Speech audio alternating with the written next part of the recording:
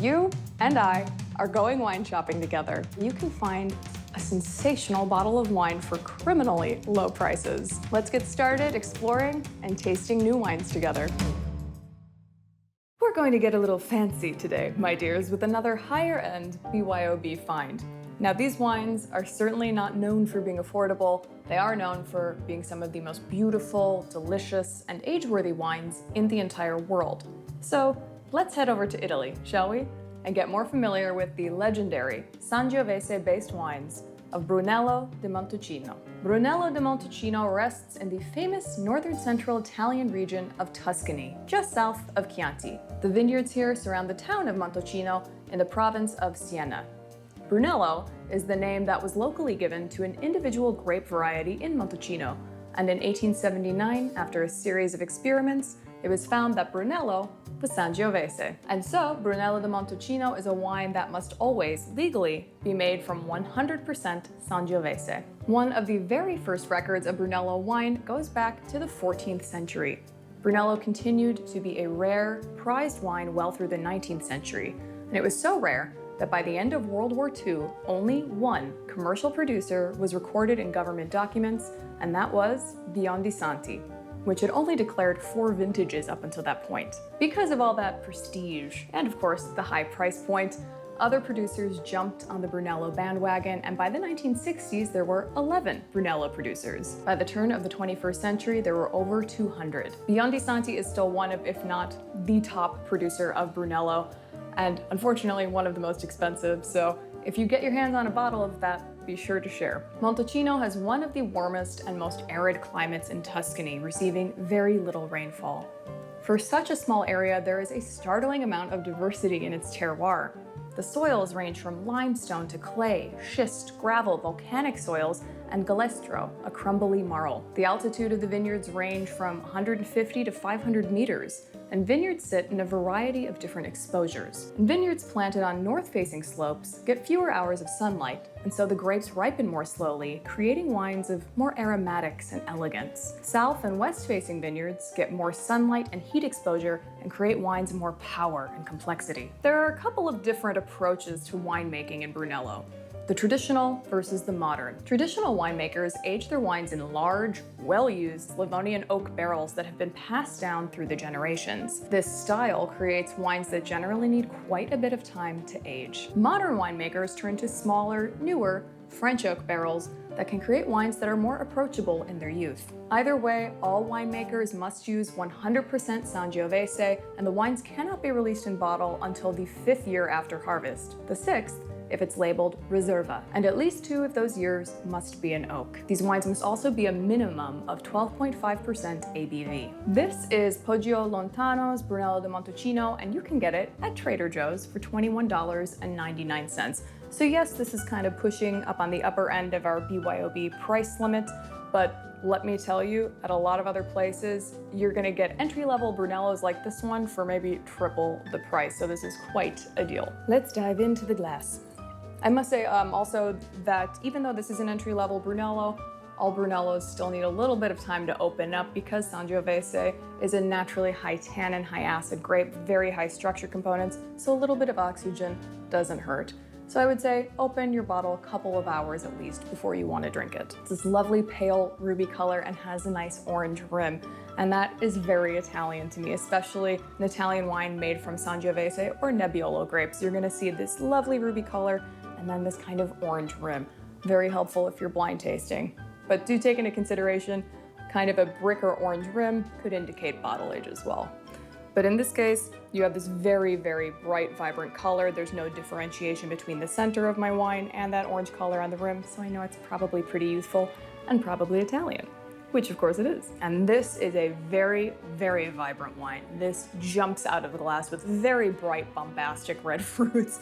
It's red cherry, red plum, cranberry, fig in there as well. I'm getting a little bit of like sweet tobacco, licorice. Definitely smelling the cedar notes in here from the oak usage. I think that this is probably a style that's using the smaller oak barrels to make this more approachable in its youth. Don't think Trader Joe's would be putting out a $20 bottle of wine that's completely astringent and harsh to drink right away. would also probably be more expensive. Also getting lovely floral notes of violet and this beautiful abundance of like potpourri in the glass. Balsamic as well, espresso. It's got that kind of fun bitterness on it. Sangiovese is also a naturally savory grape, so you get these fun savory and earthy notes in these wines, even when they're young. On the palate.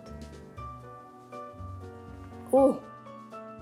Ooh. So what's hitting me, surprisingly, is not the tannin, the acidity. That is very high acid. I'm cool with it. Yeah, I'm just completely, like that made my eyes water, not just my mouth. So again, Sangiovese, naturally high acid. Brunello wines have that elevated acidity, which helps them age really nicely.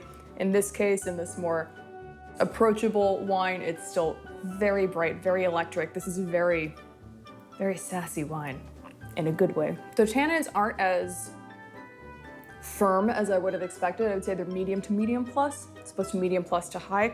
This is a young Brunello, even though it's 2017. Remember, this wine had to be aged for at least 5 years before they could release it to the public. So it's still considered a pretty young Brunello. But for this style, very approachable. Yeah, the tannins are not ripping my face off. The acid is maybe a little bit, but again, in a fun way.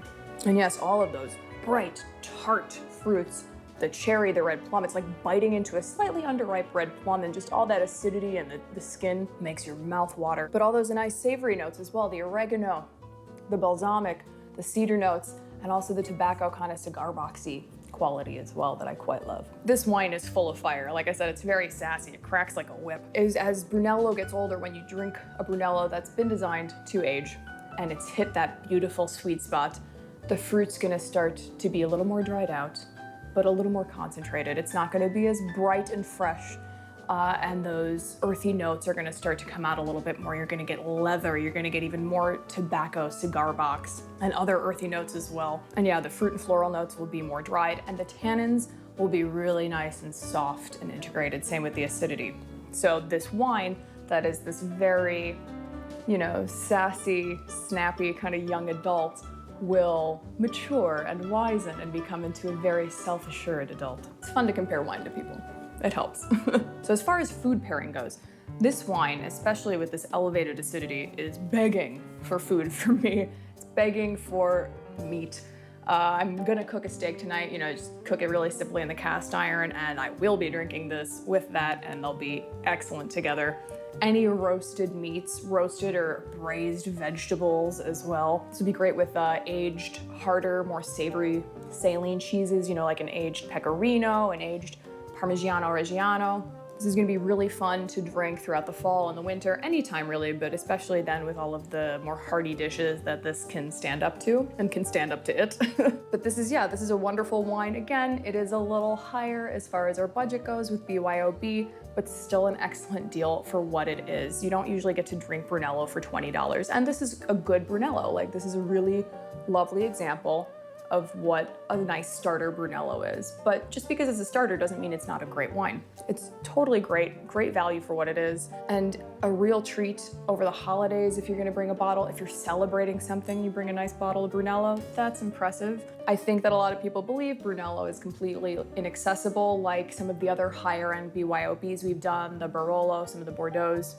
But I love, again, that there are places that you can go to, and for 20 bucks, you can get an example of what these higher end regions and wines are capable of. We just bump up our price range a little bit and you can get a really special bottle without breaking the bank. It is possible. So let me know what you think about this Brunello in general. Do you think that Brunello can be done value, or do you have to spend the money? Obviously, there's a huge difference between this wine and a Biondi Santi. Like, absolutely, no comparison. I'm not saying that this is comparable to that, but that doesn't mean that you shouldn't be able to try Brunello and to taste what is typical of that region. And I think this does a lovely job of doing that. Let me know what you think. Let me know if you have any favorite Brunellos, any special memories with a special bottle of Brunello.